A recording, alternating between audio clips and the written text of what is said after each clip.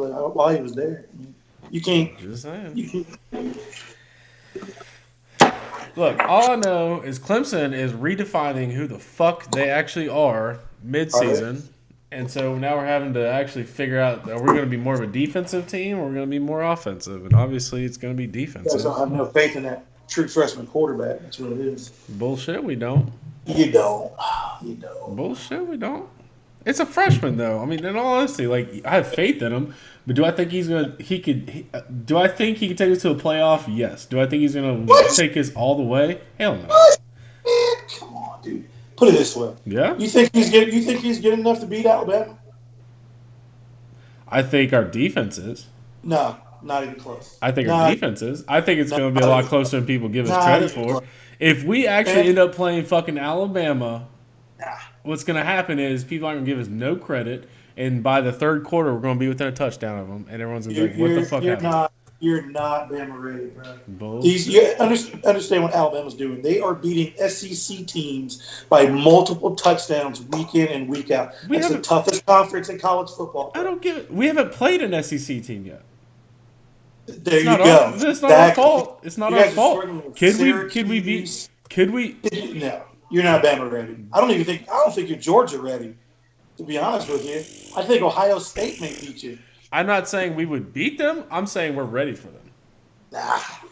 I'm You saying guys, I'm saying that game is gonna be a lot closer than Bama or Georgia wants I it to tell you be. what, I'll go tell go you right beat now. NC State Give me by points. Give me points. beat NC State How by many points? How many points? two times. Where are you guys playing them? Oh, you want me to? We're talking about NC State. If we beat NC State by 2 touchdowns, what then? I'll be like, okay, maybe they're ready because All NC right. State's undefeated, and you guys are totally looking past them right now. I know you are. You're That not giving them no 2 credit in the touchdowns. world. 2 touchdowns. You give us respect. Yeah, Okay, 2 touchdowns. because We'll talk they're next under. week. That's really, to be honest with you, We'll talk that's next the week. only other team that's going to stop you from getting to the ACC championship is them. I mean, Florida State may play you tough. They probably will. And if Uh, they do, we'll see how we fare. If we dominate Florida State, I think Miami is gonna be like, oh shit. no, It's gonna be like, oh Florida State. shit. No, Florida Yes, State's defense. y'all played them Florida tight, and State then we probably has. dominate. They'll be like, "Oh fuck!" Florida like State has coming. a top 3 defense in the country. Top 3, Florida State. They do. Look it up, Get the dude. ball out of here. They do. I'm not saying Their they don't or offense don't. sucks, That's the fucking but they have a shit. top 3 defense. Fuck. That's why they've been winning games. You know They what we have a top have? 3 We defense. have a top 2 defense. I don't give a fuck. Just saying. I knew Florida State was going to play us tough. That game has no measure on if we're overrated or if Florida State better. That game is a down to the wire game every single year because those are some of the best athletes that you will see on a football field from one state in one game. That Florida State Miami game. And I mean, I'll put it this way: I'll take our defense versus anybody's offense any day of the week. Yeah. I will. Okay. Totally will. Well, we're Anybody. gonna find out, bro. Anybody's. We gonna find out. You and me. We gonna find out. Where's So Joel? I don't know. Right now, I'm trying to. So because of this hurricane shit, Yeah. I just got up. I don't know if Amber told you or whatever. I got up with my parents after like 2 He hours. said he was looking to see if he was trying to get in touch with him. You hadn't heard from him, but you finally heard from him. Yeah, I heard from them. Apparently, there's multiple trees fell on their house. My dad, basically, what happened? My dad called. I got a Texas phone call, and I knew something was up. And I was like, "Hello, this is Justin." And some woman on the phone was like, "Hi, Justin. I got to connect a call, emergency call with you through something." Blah blah blah. Blah. And I called. It was my dad, and he's in the car. I think what he did was he OnStar called out Oh, because all the cell phone towers are down and shit. So right. he's like, "Where the fuck is the eye at?" Like, I'm like, "Whoa, what?" He's like, because he came from DOT. You have to understand, he comes from the Emergency Operations Center. He used to run that thing, and Right. what he would do is he would literally have all these he would have all the what's it say? No, I'm out this week. What? Womp womp. He would literally run the EOC, and he would have all the charts and stuff. It's a fucking zoo in my house. Yeah, because he's got friends over with 2 kids Yeah. and shit He's like got that. it.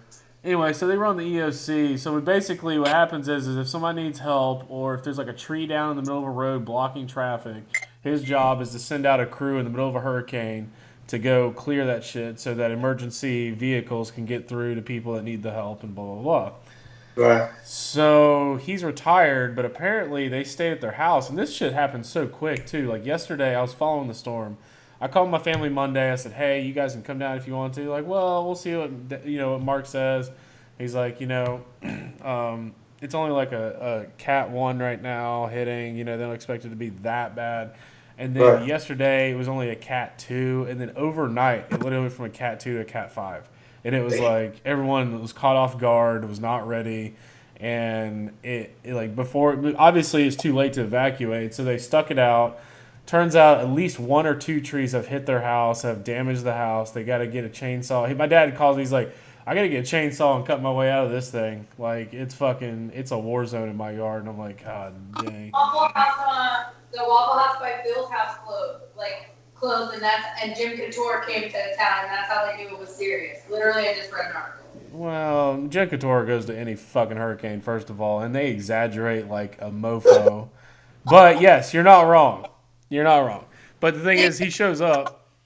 They based the seriousness off of it over a Waffle House closing, and the one by Phil's house closed, and they're like, "Oh shit, we gotta go." That's not a joke, right? Like they actually No, it's yellow, red. Yeah, I just read the article. Yeah, it's like a legit thing. If Waffle House closes, actual like government agencies go off of that. Because Waffle House never closes. Never closes. Do they not have cell tower service right now? Is that what's going on? That's the problem, is they don't have cell tower service, and so Josh can get through. For some reason, I got through to my stepsister who's there, and she's texting on Facebook, but my buddy's dad is actually helping in the EOC, and he can't get through. And I'm trying to find, because my dad worked there, and he run that shit, but of course I can't get through to my dad. But I'm trying to find a number, something I can call, because I feel like I could get some poll and be like, "Hey, where's Ronnie Mac at?" Like, is Josh okay? It's Josh's dad. He seems fine-ish. Like, he can get a hold of his brother and his uncle, and they're fine. I think they've got some damage too. But he can't get a hold of his dad. Oh, shit. But if, in all honesty, if you're an emergency operations center, that's probably one of the safest places to be regardless. You know what I mean? Like, if anything, they get shit up and running quick. They are protected like a mofo. Like, they're the ones that are getting phone calls throughout the night and getting shit done. So I think he's all right. I think Josh is okay, but I think Josh and I are going to take off Friday and head up there and probably help them cut trees and all kinds of shit this weekend. Well, I haven't heard from Mandy. Because honestly, even Verizon, like Josh has Verizon, all their family has Verizon, and they can't even get through. The Verizon towers are down. You're not going to get through. Because Josh sending text messages and it says sent, read, or whatever, and it just says sent. It's not even received, so you're not. Anybody with a Verizon phone that's in that area? I mean, Verizon's one of the best ones, personally, and then if Verizon's down, I feel like all of them are down. You know what I mean? Like, unless you're an emergency line. Like, my dad called me from Longstreet. Area. Well, Regina's grandma's stuck in her house. A tree fell and she can't get out. Who's Regina? Regina, you don't remember Regina? Vaguely. You hated her. Probably why. Yeah, dude.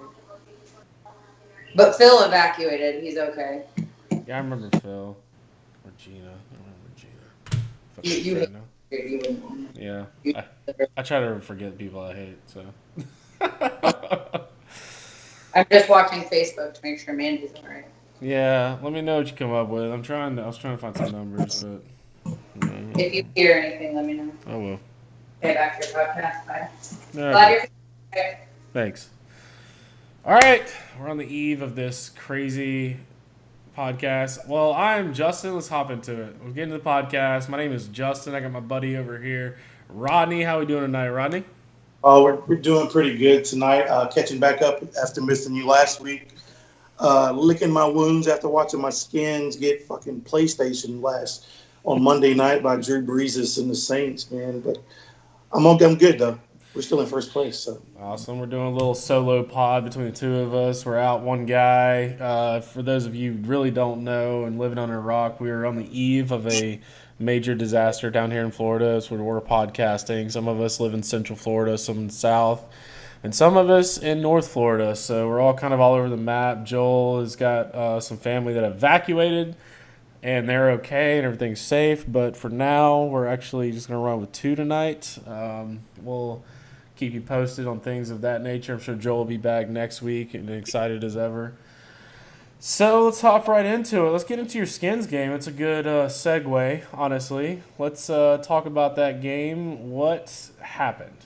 Okay, first of all, anybody will tell you that since I think it's 2001 or 2002, the Redskins, their Monday Night Football record is 2-14. 2-14. They're 4-19 over the last 23 games. So, first of all, when I seen the schedule come out and I saw this game on the schedule and I saw it was Monday night, I said, that's a loss. It's Drew Brees playing at home in New Orleans Monday night. That's a loss. Plus, he had the whole NFL, the Hall of Fame people. It was his night, breaking the record. They were on the wrong side of history, and then they did everything in their power to give away the game. The first 3 drives for New Orleans, they got 3 and out, but on the third down, the defense committed both third down penalties to extend drives, and New Orleans scored touchdowns on all 3 of those drives. And Washington themselves got into the red zone 3 times in the first half, only came away with 13 points. Absolutely. And you got to score against Drew Brees. Drew Brees, he probably won't be in that conversation as far as best ever. But as far as when you talk about a statistical quarterback, consistent quarterback, he's there with the Peytons, with the Bradys, with the Aaron Rodgers. And, he's the type of quarterback that if you give him more plays, he's going to beat you. If he's playing you at home in the dome, he's going to beat you. So that's, combine that with the fact that I knew that we have yet to play 2 consistent weeks of good football. We played well against Green Bay, so I knew coming off the bye week, which is also another reason that makes me a little frustrated. You had a week and a half to prepare for this team, and you came out and you laid an egg. But you know what? What they'll probably do is on Sunday, they'll circle the wagons and they'll probably get a win over Carolina. And they need a win over Carolina. Carolina's beaten Washington the last 6 times they've played them. And they don't usually play them every year. But they're playing at Carolina? No, they're playing in Washington. So it would not surprise me if they were able to pull it out and get a victory. Right now, the fact that, they have no dominant wide receiver. I mean, they've got good maybe some slot receivers and Richardson and Crowder, but no threat at number 1. Doxson is he's done. Whose fault is that though? Personally, honestly, Alex Smith's average depth of target is less than 5 yards. He checks it down. He throws the slant. He doesn't throw it down. He never stretches the field. So what do you expect? They're gonna have everybody, corners and all. They're gonna play man to man on the outside, and they're gonna stack the fucking shallow field. They're just going to.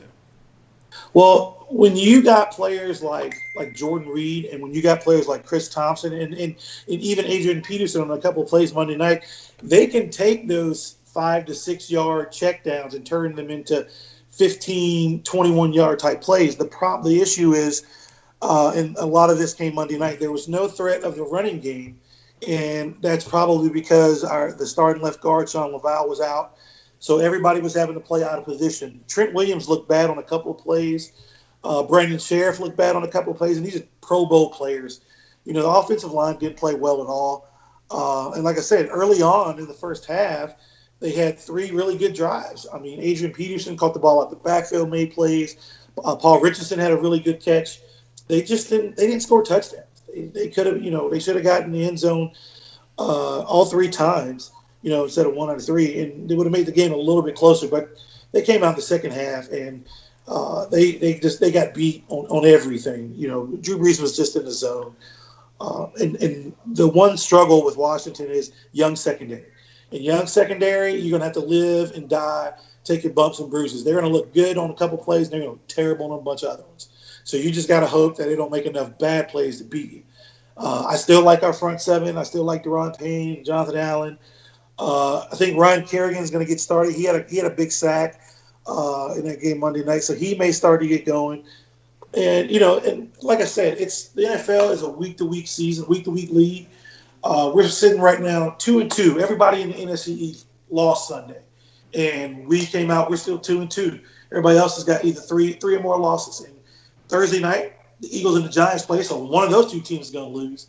So Washington is still going to be sitting in a really good spot over the next 2 weeks because they don't think they play their first division opponent until another 3 weeks. So they poor performance on Monday night, but season is still long. I think they're going to have to try to find a way to get some type of production out of the receiver position. I'm almost to the point to where I'm like, look, maybe you need to break the checkbook out, go get Dez, go get him off the street. He's going to be better than Dotson. He definitely is. He's going to be better than anybody. No one's going to pay for that headache though, and that's why he's not signed right now. You don't think that any of these guys? You don't think Dallas? I mean, Dallas probably needs him more than anybody. But there's a couple of people, even Washington needs him. And there's some people, but they don't want the headache. They don't want his big mouth and the fucking personality in the locker room because it brings people down. It's all about Dez.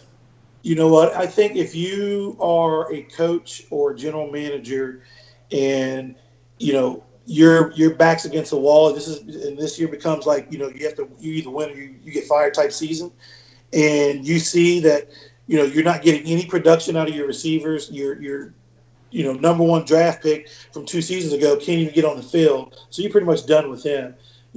I think at this point you would probably have to consider the fact everybody else they've brought in, Michael Floyd, Barry Perryman, everybody else they brought in not panned out. What do you have to lose by bringing Dez Bryant in? Yeah, could he be a headache? Possibly. What are you going to pay for him though? You're not going to pay. He wants a fat long-term contract. The problem is once he stays out for to week 6 or 7, he has to take the league minimum, right? I mean, he can't get a big 1-year deal. But he still's got to sign. He's not going to sign a league minimum. He's just not. Well, if he hadn't played in week 7, up to week 7, and nobody's contacted him, I guarantee you he will go and sign and play simply because he doesn't want to lose a year of productivity, because next year nobody's going to want to try to sign him. No one wants to try to sign him this year. And here's the problem is here's the thing. There was a report about week 2, week 3 of the regular season, and there was witnesses of him and Jerry Jones at a concert together in a box, right? And they were obviously buddy, and I feel personally if he really wanted to get signed somewhere, I feel like he would have by now. And Jerry Jones, I feel like has something to do with that a little bit for some reason. And you were telling me Jerry Jones doesn't have pull in the NFL to be able to get him on a team if he really wanted to get him on a team. And I personally think he does. And if something is not right in that situation. And Dez, for the last 2 years, at least the last 2 years, has had a horrible schedule with corners. Has played some of the most elite corners, and I'll give him that. However, if you're Dez Bryant, if you're Julio Jones, if you're elite at wide receiver, it should not matter. Yes, it should probably hamper your production, but it should not kill your production. It has absolutely killed Dez Bryant's production the last 2 years. Well, I mean, you get a little older. Absolutely. And he's been injured a lot too, so that hurts your cause a little bit there too. Has Dez ever been a dominant receiver? Yes, definitely. Yes. If he can stay healthy, and it's a situation to where he's a red zone target. Yeah, I think he's a great player, but like you say, the new coaches want that headache, and I feel like that if a coach is desperate enough, if a team is desperate enough, I feel like they'll bring him in, maybe try him out. Maybe not sign him, but give, because right now he's not even trying out anywhere. So I think, if it's somebody like maybe New England, if they turn Josh Gordon around and he starts to have a great season, yeah, you don't think so? No, and I really don't. Here's the reason: because it's been. This week will be indicative, extremely indicative. And this is a good segue because it's couple things have happened. I've looked at his last couple of games playing at New England. He's only got 3 targets a game, 2 catches. The last game, he had that really great long pass in the end zone.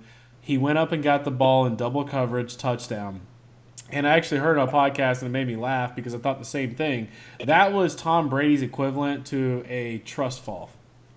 Like, hey, I'm scrambling. I see you in the end zone, double covered. Here's a ball. If you can catch this, I will fucking trust you. And I feel like he went up, got it, and honestly might have a few more targets this week because of it. You know how Tom Brady is. If Tom Brady doesn't like you, he's not going to throw to you. He doesn't care if you're fucking wide open or not. You know? And that's the way Tom Brady is, and you know that. And I honestly feel like that was 100% what Josh Gordon was. He came in, you know, and he's like the outsider because he comes in week 3, week 4, whatever. Tom Brady is excited about Julian Edelman coming back because that's his boy. He's excited about Gronkowski because that's his boy. And honestly, he's like, well, we got somebody that's threatening on the outside. That's great or whatever, but I don't know. You know, and I don't think he has any trust in him. But now that he caught that ball, I feel like that was a pivotal moment. Because here's the thing, is 1 or 2 things will happen. One, he's going to blow up the rest of the season because of that pass. And we're going to look back on this, and I'm going to call it, that was the pass that turned the whole idealism of him around. Or he's going to completely just get 2 targets a game the rest of the season, which is very Tom Brady-esque. He'll throw 3 passes to him. He'll throw 3 passes to, like, I don't know what the fucking other wide receiver is. Duckett, like Dorsett. Yeah, excuse me, Dorsett. And then, you know, Edelman will get 5, 6, 7, and Gronk will get about 5 targets a game, and that's going to be about what his production is. So I'm still on the fence. If that game did not turn out the way it did, if he did not get a touchdown, and let's say he only had like 2 receptions on 3 targets for like 45 yards, I wouldn't even be talking about this. But as a touchdown, good. Well, we'll see this Monday night because they play the Chiefs. Yeah, that's shitty. Really good matchup. Should be a shootout. Good. Because I'm not sold on the Chiefs' defense at all right now.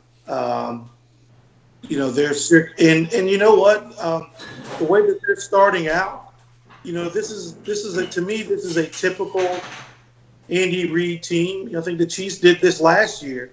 Started out 6-0, 7-0, in like in the middle of the season, tailspin. You know, like in Kansas City had to battle it out with Denver at the end of the season for the division. So until Kansas City gets to like 10-0, 11-0. Then I'll start to believe the hype there. So I'm interested to see. You know, Brady always usually shows up in a big game. You know, Kansas City's defense, especially their secondary, a little suspect. And if Josh Gordon, you know, if he can make plays early on, he'll get more targets as the game goes on. And I think you're going to see him get 2 or 3 of those jump balls, like you just said, in the end zone, where he goes up and he just climbs the ladder and he snags it out of the air over a smaller defender. I just look at their schedule. I pulled it up real quick. So they beat the Jaguars last week, right? Yep. By 16 points. Yep. All right. They played Denver on the road, beat them by 4 points, right? Yep. They got the Patriots this week. Is that a W or is that an L for them? Where are they playing? At the Patriots. In Foxborough? Mm-hmm. Monday night? Sunday at 8:30. It's a primetime game. Oh, the Sunday night game. Yep. They'll lose by a field goal. Really? Yeah. See, I am on the opposite. I think they win by more than a touchdown. It's, you know, like I said before, the primetime quarterbacks, you know, you're playing them primetime at home at night where, you know, Foxborough, Brady's on. They did it at the Broncos. They did it at home against Jacksonville. In Mile High, bro. That's Blake Bortles in Jacksonville. It ain't the GOAT. I'm not worried about the offense. I'm worried about the defense. That Patriots defense can't stop shit. And if Chiefs are capable of scoring 40 points a game, that's why I said it could be a shootout. You know, the Chiefs could probably put up 40 points, but if it's a shootout and they're going back up and down the field, I think Kansas City will lose by a field goal. All right. So they're what, 5-0 right now is what their record is? I don't know. Let's go through the schedule real quick. Okay. Bengals at home. Next. Bengals at Kansas City. Yeah. That's a win for Kansas City. So that's 6. Broncos at home. That's probably a win. Okay, that's 7. Browns at home. They're playing the Browns in Kansas City. They're playing. I'm sorry, the Browns on the road. They're playing. That's going to be a loss. Really? Okay. See, the Browns should be 5-0. If they would have had a kicker week 1, they would be 5-0 right now. 5-0. They'd be undefeated. Yeah, but who? They arguably shit. They played Pittsburgh. Don't matter. They would be undefeated. You realize you're standing up for Cleveland right now, right? If they would have, the facts are the facts. If they would have had a kicker, they would be 5-0. They would have beaten Pittsburgh. They would have beaten the Saints, and those are 2 good teams. They beat Baltimore, which is a good team. They'd be 5-0 if they had a kicker. But it is what it is because their defense is legit. Their defense. You're telling me legit. Go look at the stats. I guarantee you, Cleveland's defense is they're respectable. I'm not saying they're legit yet. Cleveland's defense, top 3 in the league. Top 3. What? No. Go look it up. Go look it up. Bullshit. Go look it up right now. According to what? What are we doing? Fantasy? No, just the NFL stats alone. Defense power rankings. Let's do that. I'm gonna go lay down.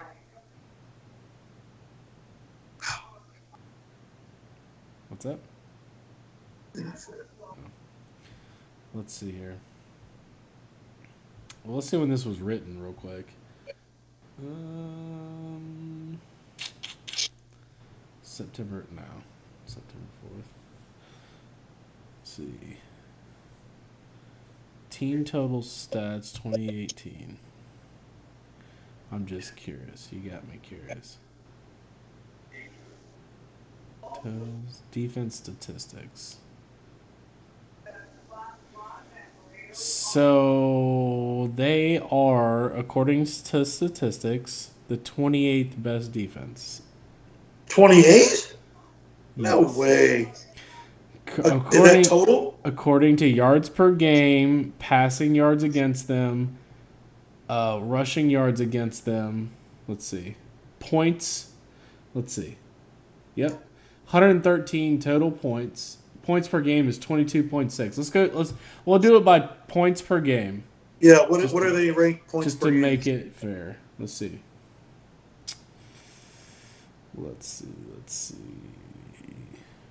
They are 12th. In points? Points per game against them, yes.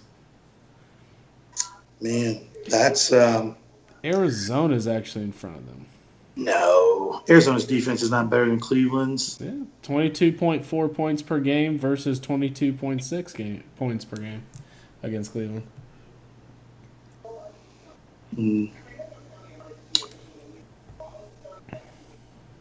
Baltimore's number 1. Chicago's number 2. Jacksonville's 3. Tennessee is 4. Dallas is 5. Rams are 6. What, as far as points per game go? Points per game against them, yes. I'm not saying they're not good. Don't get me wrong. Are they a top 30%? Are they a top 12 defense? 13? Absolutely. Are they respectable? Yes. If I was a fantasy player, could I play matchups with the Cleveland Browns? Absolutely. Would I have a problem with that? No. They keep games close. Don't get me wrong. I think the one game out of the 5 weeks that kind of blew it out of proportion was week 4. Browns were 42 points versus the Raiders who scored 45 points on them. The rest of the games are around 20 points. 21, 22, 17.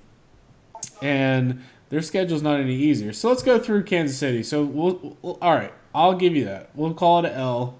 Let's move on. So that's 7 wins right now, right? Yep. Cardinals at home for the Chiefs. That's a win. 8. On the road at the Rams. That's a loss. Okay. That'll be a good one. Yeah. That'll be a So we're at 8 wins. On the road at the Raiders, win. 9. At home, Ravens. That's going to be a loss. All right. At home, Chargers. That's a win. 10. On the road, Seahawks. On the road, Seahawks. Yep. That's a loss. At home, Raiders. That's a win. That's 11 wins. You don't think that's going to win a division? You don't think that's going to the playoffs? Oh yeah, that'll definitely get you there. But like I said, I mean, most Andy Reid teams, they always start off really, really hot and they falter, through the stretch, and then they limp their way into the playoffs. Like last year, Kansas City. Agreed. But they'd never been 5-0. They were 6-0 last year. Were they? Yeah. They were 5-0, 6-0 last year. Kansas City, yes. Go look it up. I'm looking it up. Hold on. Go look it up.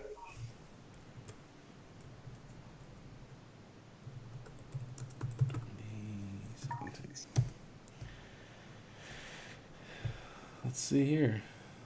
Beat the Chargers first game, 1-0. Oh no, that's the.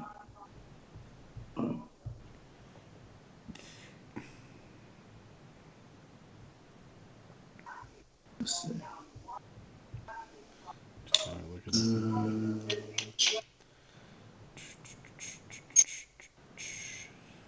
Okay, so they were 5-0. 5-0.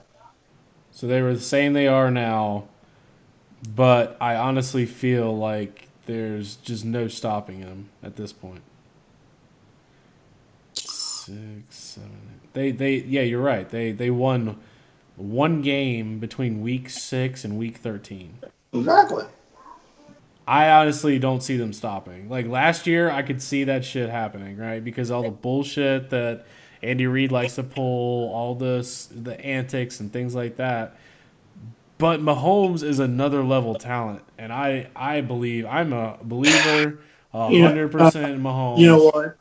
He's deal. not. Okay, I put it this way: a lot of first-year rookie quarterbacks excel. Their first year, yes, especially when you put a bunch of weapons around them. So he's not. I don't disagree. He's not asked to win any games. He's asked to just get the ball to playmakers. I don't disagree, but some of the but you can't argue some of those throws, dude. No, you can't. I mean, and I'm giving him his credit. But as the weeks progress, defensive coordinators are going to get more film. They're going to start scheming things. They're going to start throwing a bunch of different things at it. For example, the biggest I will compare Mahomes right now as far as the career how it started, like Dak Prescott. Year one, Dak Prescott goes 13-3. He looks phenomenal. He looks great. The next year, he comes back. Defensive coordinators scheme for him. They take away his first read. They make him make decisions in the pocket. He's struggling. He's struggling now. So, a lot of first-year quarterbacks did it their first year. Yes, I 100% agree. But some of the throws that he makes was not even Dak Prescott couldn't make those throws. We don't talk about Dak. Dak Prescott is a B quarterback. He is not the greatest. You put the game in Dak Prescott's hands, he is not winning you a ball game. He will keep you close, but he is not. When it comes to game time decision, 2 minutes to go or a minute and a half to go, you got to drive the length of the field, and you're out your left tackle, and they are stopping the run. Is he going to drive the ball down the field and win a ball game? No, he's not. Not with the offense he has now. No, he's not. Even his sophomore year, his freshman year, you're right. I 100% agree with you. I 100% agree that he was complimentary. However, he had a lot of talent around him, and he was able to make throws. He had a great offensive line, yada, yada, yada. Great running backs. Last year. I'm not – yes. But his left tackle was out last year, and Zeke was suspended for 6 games, and you saw what happened. That shit collapsed. And he can't even score 20 points against Houston. Come on, bro. Are you serious? They got good defense. They have a great defense. Dallas has a fucking awesome defense, but they can't move the ball. They just can't. They cannot. And you're telling, like, honestly, Mahomes, you pressure Dak. He's good out of the pocket. He's good on his feet. Can he throw an off-balance back foot throw fade into the corner of the end zone in double coverage and make that play? Hell no, he can't make that play. No. Have he had a chance to? Have he had an opportunity? If I went and did some digging, I'm sure he did somewhere. Yeah. Does he have the football smart to roll out of the pocket? And I know this is a stupid throw, 99% of the quarterbacks, to throw across your body, across the field to a tight end that's wide open for 20 yards. That's a stupid throw on any other person, but somehow Mahomes made that shit happen. And look, I was a doubter up until last week when I watched him, and I went, some of the shit that he does is not coachable. That is just God-given talent. Is he the next? I mean, fuck. He's not the next anything until he can consistently do it on a week. But he's done it for 5 weeks, and yes, it's a short. Yes, I agree. You want to enshrine him now? Yeah. Should we start measuring him for the gold jacket now? Yeah. Or should we wait a little bit? Yes. You want me to put a name on it? Yes. Oh my God. I will fucking. I'm calling my shot. Going to the Hall of Fame. I'm calling my shot. Yes. Okay. All right. I will say this. Now, this is going to be granted. If as long as he stays in Kansas City with Andy Reid, as long as that's the combination, 100%. If he leaves, or if he gets traded, or if Andy Reid leaves or fired, whatever, then that's a different story. But I think those two together make a great combo. Everyone doubted, like, why are you trading Alex Smith? Why are you getting rid of your future? Blah, blah, blah, blah, for this fucking young punk guy? Whatever. And all of a sudden, all those haters start, shut the fuck up. He knows Andy Reid knows what he's doing. Just let him do his thing. 100%, dude. I had my doubts. And my biggest question was, when you get down in a ball game, right? You know, early in the season, they were up every game, every drive. They were already ahead. What happens when you get behind? He got behind last week by 2 touchdowns. He still came back to win that game, and I'm like, okay, now I'm sold. That was my biggest doubt. Well, he's okay. He's got some really good games this year. He's got New England and Foxborough. He's got Seattle. He's got the Rams. So he will get his opportunity. And you play Jacksonville, right, last week, who I was interested in because that's one of the best pass rush defenses to put pressure on the quarterback. But he didn't throw a touchdown. He still won a ball game. I don't care if he throws touchdowns or not. He didn't score a touchdown in that game. And that's fine with me, honestly. I don't care if he scores touchdowns or not. He's winning ball games, driving the ball down the field to give his team an opportunity. I don't care if he ran one in. You're right. And he didn't pass the ball. You're right.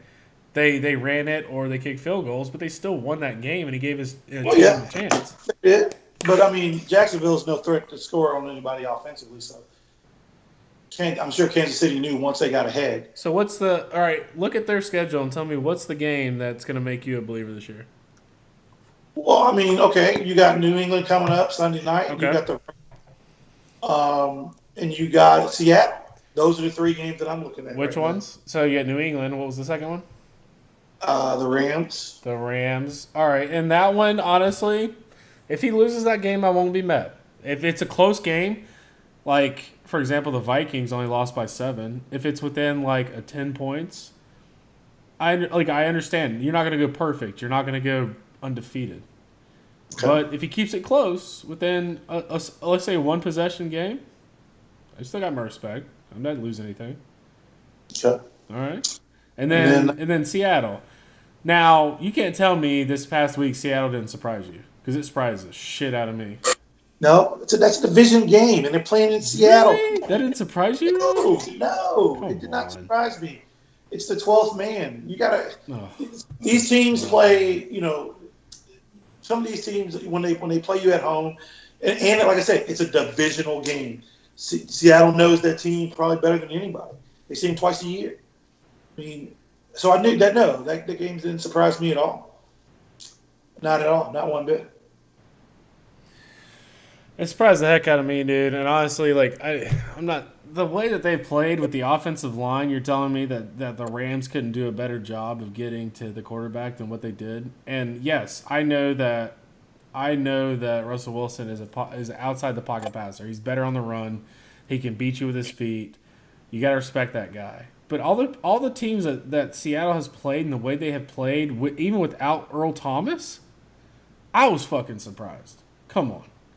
And you know what? It didn't help that also Cooper Kupp and Brandon Cooks went out with concussions.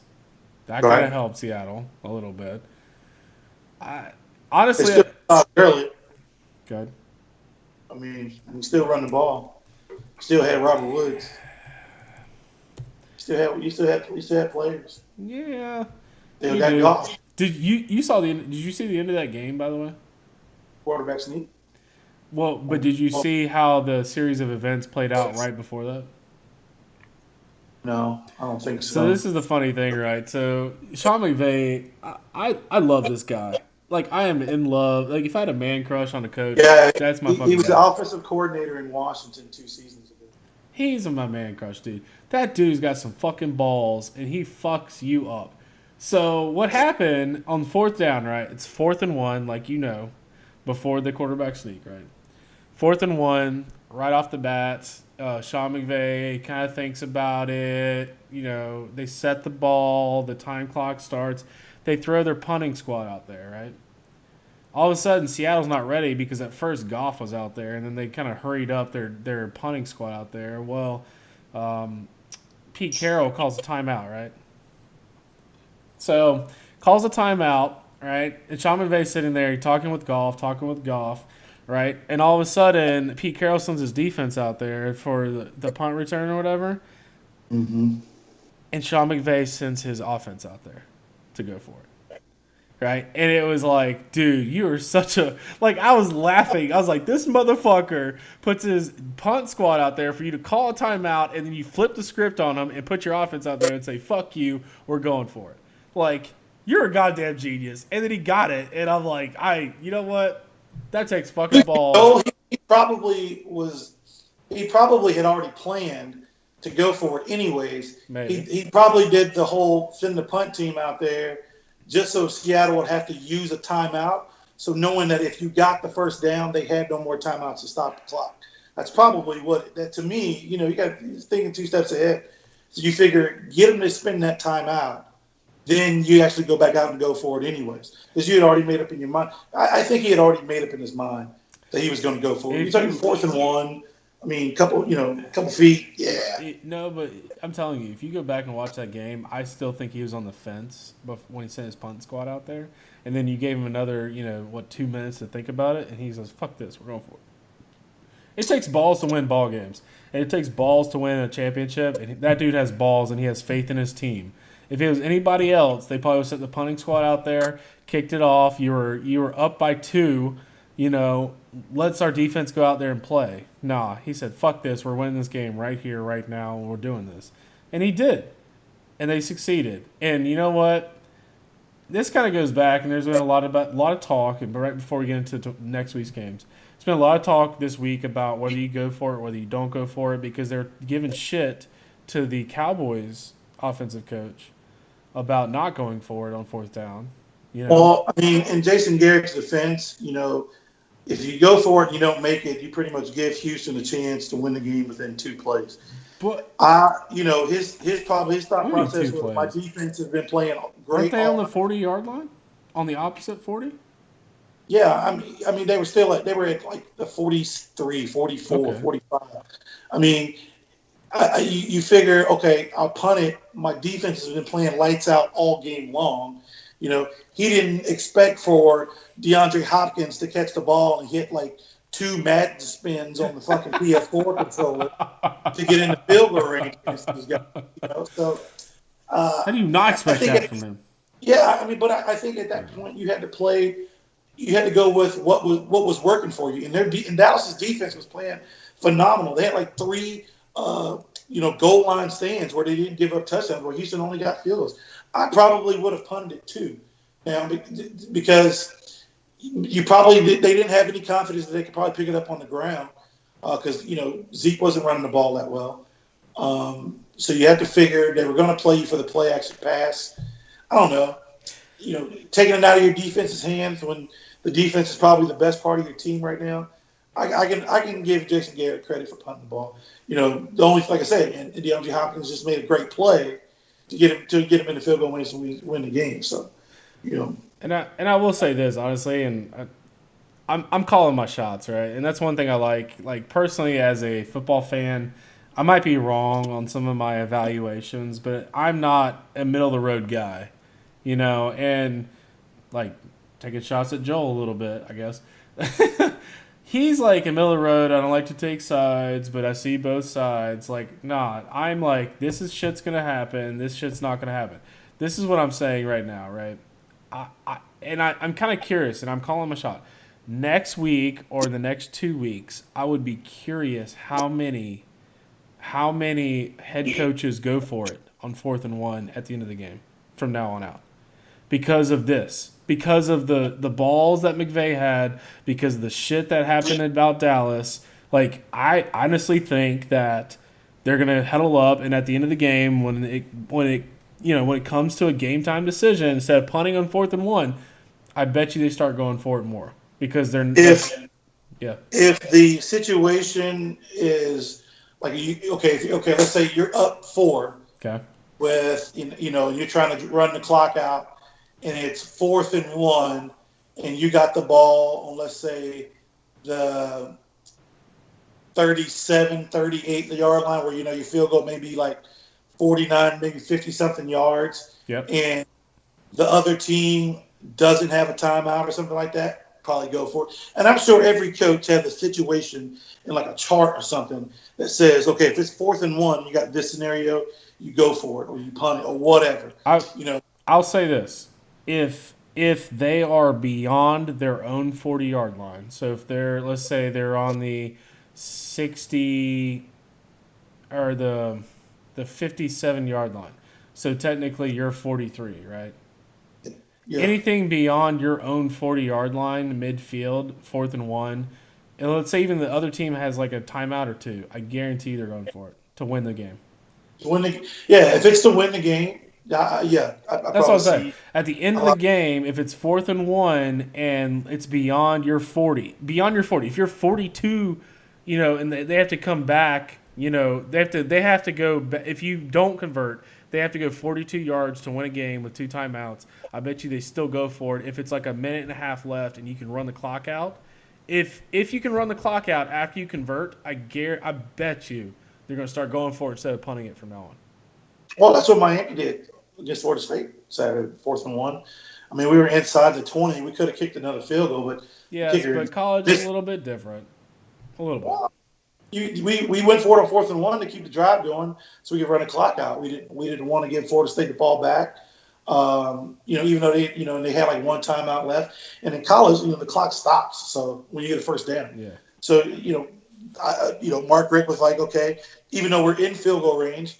Let's go for it on 4th and 1, and because I don't think that they can go the length of the field and score a touchdown on our defense, and I think we can pick up the 1 yard to keep the ball and to keep the clock going. So I mean, a lot of different scenarios can play into that, and you don't want to get too trigger happy because I that's why I say if you've been, let's say for example, been averaging 5 to 6 yards. On every play, and you get the 4th and 1, then you probably we've been picking up 5-6 yards pop all day. We'll go for it. But if it's a situation where you like, I don't know, you haven't been running the ball well, and it's a situation where you've been struggling offensively all game long. I don't know. I don't know if I take the risk. So I think a lot of different scenarios will play into that. You probably will see more, though, to win games. You probably will see a lot more coaches going for it on 4th down. That's my whole point. Is like honestly, I would not be shocked if there's 2 or 3 teams at the end of the game go for it on 4th down just to go for it. because of last week. And honestly, it was kind of like this whole podcast. We kind of talked about it like after week 2 or 3, we were talking about where the league is going as far as passing because of the crazy new rules and stuff. And guess what? We were right because like how many 350-yard games have been 400-yard games? It's continuing. It's the new norm. And that's where shit's going. And that's the way fantasy is going to change. It's 100% going to change next year. You might have one or two, the first 1 or 2 maybe running backs. But after that, I really do feel like it's going to go to straight it's going to be like wide receivers for like 15 picks straight. And then it's going to be like maybe a QB and then like 4 or 5 more. I'm telling you, it's going to be nuts next year. But if the rules stay the way they are, probably, yeah. Probably. Definitely. So let's just for a few minutes. We got about 5 or 6 minutes left. Let's go look ahead at some of the games. I know we did some predictions a while back, and I would like to maybe get a normal and just like you and me talking. I would like to kind of start a segment. We need to start doing kind of segments in this podcast. I feel like for like okay, let's do a recap. Let's do this. Let's do that. A little more. We're kind of all over the place a little bit. Yeah, we love talking about football. We love talking about opinions, but I feel like there needs to be a little bit more flow in the podcast. And like maybe segments and things like, okay, we'll do this for 10, 15 minutes. We'll do that for 15, 20 minutes. And then, eventually look ahead or whatever. So let me look at some of the games next week. One of the games that does intrigue me, and I actually bet this game for money, was the LA Rams at Denver. I see that. Rams by a touchdown. So the Rams are favored by a touchdown on the road, which if you typically flip it, it's saying that Vegas, if the Rams are at home versus Denver in this scenario, is favored by 13 or 14 points. Okay. And I know you may not know a lot about Vegas, but like typically at home, you're typically given 3 or 4 points. 3 or 4 points, yeah. At least. You're talking 11, 12 points on the road. It doesn't feel right to me, and here's the reason why. Cooper Kupp and Brandon Cooks did not even practice today. They're not even at practice. Okay. Are they going to play this week? One of them might. Cooper Kupp might. I don't think Cooks is coming back. Right? If they pass the concussion protocol, right. So I honestly don't know if they even will at this point because if they did, there would be signs of that, and I don't feel like there is any signs of that. On top of that, right, you have your 2 wide receivers out. Then you're playing a team at home, on the road. The Rams secondary, Aqib Talib is out, right? You also have your other star corner, completely out. And you're playing a Denver offense at home that almost did beat the Vikings, right? Or they almost beat the Vikings. No, they did beat the Vikings, at home. Right? Denver? Denver beat them, I believe, at home by like 7 points. Let's see. The Vikings? Yeah, I think. Hold on. No. Or they lost by 7. Hold on. They lost to the Chiefs by 4 at home. The Rams beat the Vikings. No, I'm sorry. Hold on. Where the fuck? Did they? Didn't they play Denver? They did not play Denver. Oh, yeah. The Rams did beat the Vikings by a touchdown at home. Yeah. Right. The Rams beat the Vikings at home by a touchdown, right? The Vikings are playing on the road, and I feel like, I don't know. Who did Denver play the other day at home? That was really close. Kansas City. Yes, that's the one I'm thinking of. You beat, you hold on. Yeah. So the Broncos lost by 4 points to KC. I think KC would have more weapons. Yes, they have a shittier defense, but they have more. KC has more weapons than the Broncos do, or excuse me, more than the Rams do. If Brandon Cooks and Kupp aren't playing. Oh, I'd say if they're not playing, I mean,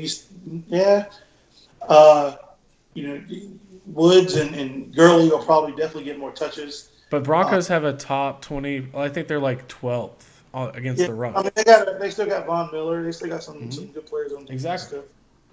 So, and it's Mile High. But entire touchdown? No.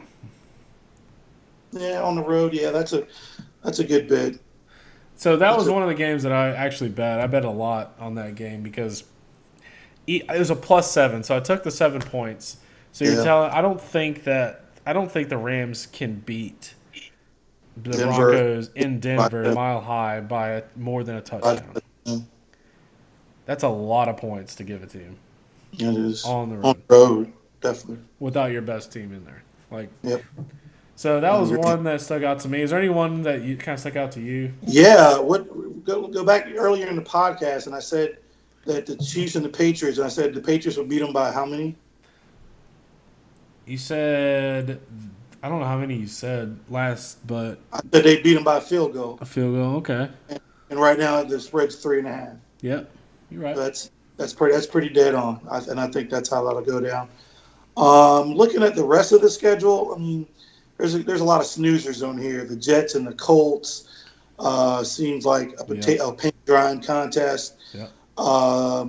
You got the Bengals and the Steelers can be a good game. You know, I'm interested in that a little bit. Absolutely. That's a physical game. That's going to be a physical game. The Bills and the Texans, they're both 2-3. The Bills kind of struggled a little bit, but they won their last two. Houston's favored by 10. Who? Houston. 9.5. Yeah. Jesus. That's a lot. Bears and Dolphins could be really intriguing matchup. Ravens and Titans is an intriguing matchup. Jaguars and Cowboys. On paper, you think, the Jaguars defense is going to kill Dallas, but you know Dallas's defense is probably going to kill Jacksonville. So it's probably going to be a game of who doesn't turn the ball over the most. It's going to be like a Houston-Dallas where it's like 12-6 or something. It's going to be like low-scoring game. Yeah. I think even a one-legged Aaron Rodgers can beat San Francisco right now.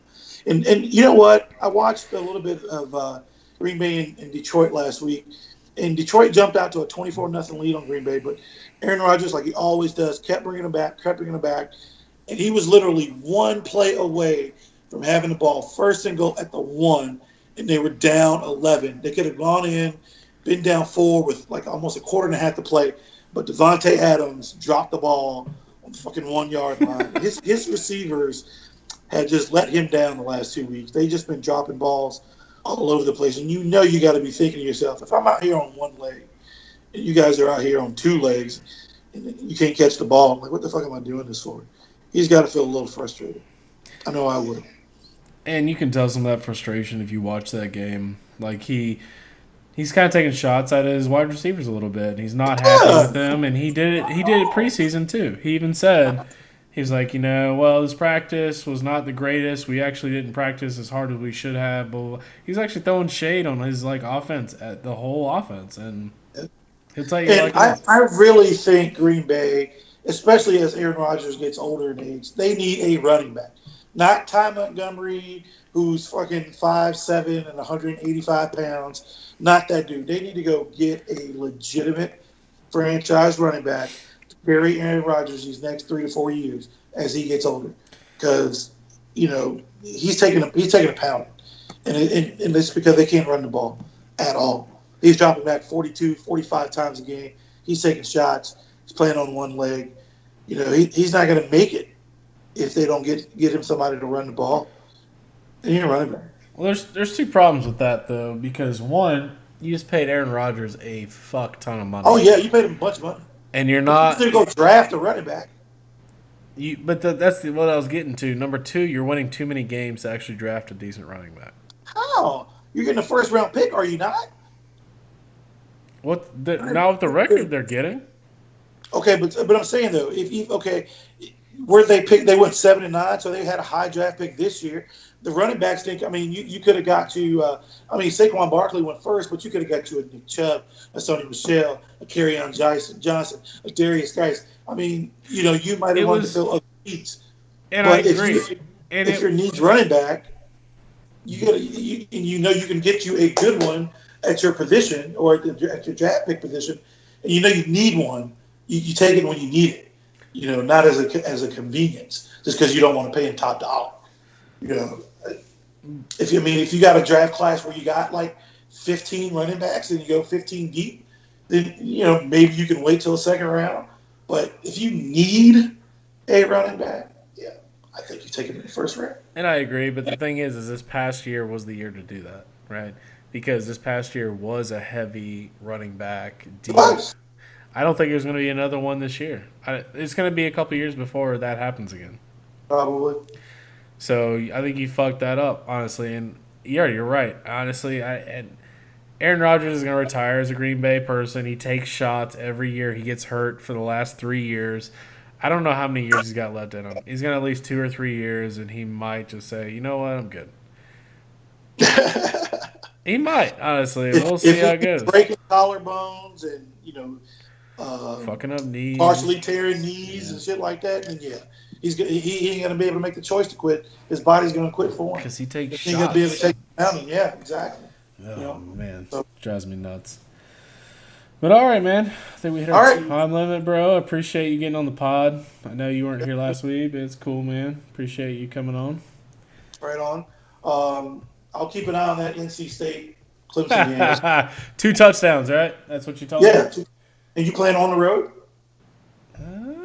Or you guys at home? I hope we're on the road because we play better on the road. Hold on.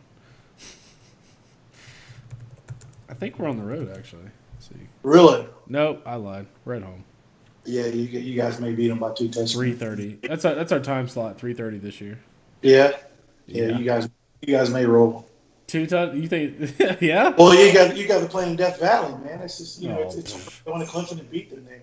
The last 2 years, the 2 teams that we lost to were at home. Syracuse and Pitt.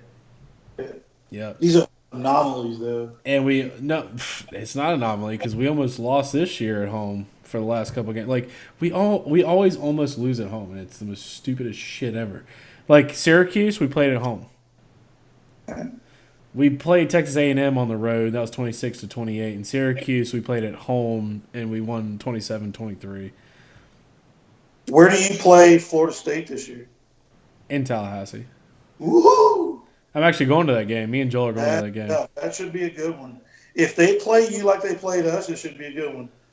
Now, they'll probably still be, crying over spilled milk about how they had a touchdown taken away from them in the Miami game and still, singing that sad song and probably forget to show up and get blown out. But I'm like, look, dude, you got legitimately 2 big games left, 3 big games left in your season to salvage your season. You got Clemson, you got Notre Dame, and you got Florida. You could pull your head out of your ass, go win those games, and salvage your season, or you can keep crying about losing Saturday to Miami. I mean, they blew the 20-point lead. Don't blame the rest. Come on. Cheers. Yeah, I was trying to look up and see divisions.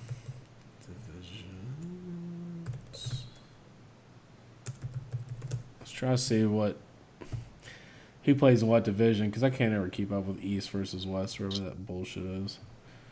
You mean the Coastal versus the Atlantic? Yes, Coastal versus Atlantic. So Clemson, Florida State, and NC State are all in the same division. Correct. We already beat Wake Forest and Syracuse in our division. Correct. I don't know why the University of Notre Dame is in this shit. It's not right. And then are you looking at basketball? You're looking at basketball. Is that basketball? Yeah, because Notre Dame's in ACC in basketball, not football. Maybe. Hold on.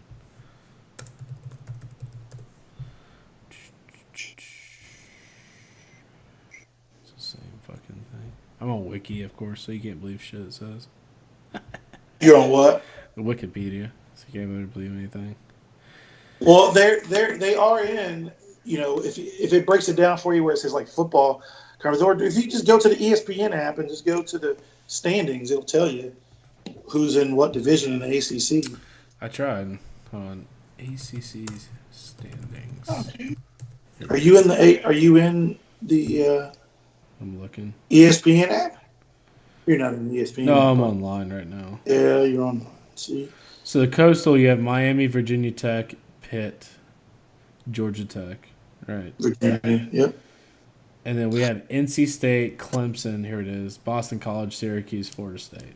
We already beat Syracuse Did we already play? I don't think we played Louisville yet. We played Louisville. We played Florida State and NC State. So we played a bunch of people on our side of our division. I think we already played Damn, Wake Florida Forest. State's got 3 losses in the division already. Who they lose to? They lost to Miami. Oh, to Virginia Tech. Yeah, they do have 3 losses. They're sunk. See, so they got nothing to lose. So they should be playing balls to the wall. Yeah, and that's scary. So NC State and Clemson are the only 2 undefeated teams in the division and in our conference right now. That is correct. So here's the thing: is Clemson, regardless, if we beat NC State at this point, regardless of what happens here on out, whether we lose to Florida State or not, I'm not saying we will, but if we do, we still go play an ACC championship game against. Have you beaten Boston College yet? Have you played them yet? I don't think we play them at all. You have to. They're in your conference. They're in your half of the ACC. No. I don't think. Oh yeah, you're right. No, we haven't played them yet. So we still got NC State. If we beat them, Florida State, Louisville, then Boston College. Yeah. So once you beat NC State, you just have to win. At that point, one more. I think. Against Boston College. You got to beat Boston College because if they have the one loss still in the conference. We go to Virginia this Saturday, and last year Virginia had Miami on the ropes coming out of halftime. Actually, coming out of third quarter, they had Miami because they jumped out on Miami early. It was like a 21-0 lead, and Miami came back and they beat them. So it'll be interesting to see how they play that game, especially coming off that emotional win against Florida State. I'm hoping that Mark settles the young guys down and just have them focused on the road because, right now it's shaping up the way it's shaped up after Virginia. Then we play Duke, who at home. We play Duke too. And we play Georgia Tech in Atlanta. And Georgia Tech sometimes on the road can be a tough game. But then, having to play Virginia Tech and Blacksburg, without their starting quarterback this year, I feel like we can go in there and beat them pretty easily if we just play our game. Because we destroyed them last year at home. So, and without their starting quarterback being in there, as long as you don't keep them in the game, give up big plays, they were in the game against Notre Dame last week until the third quarter when they gave up that fucking 98-yard touchdown run. Then at that point it was over. Yeah, I was kind of looking at. Even last week we scored 63 points with a freshman quarterback and a backup against Wake Forest. That's still respectable. Like, I feel like the coaches are finally figuring out what we're supposed to be about, and I think it's going to be defense first, offense second. Whereas before it was more offense first, defense second.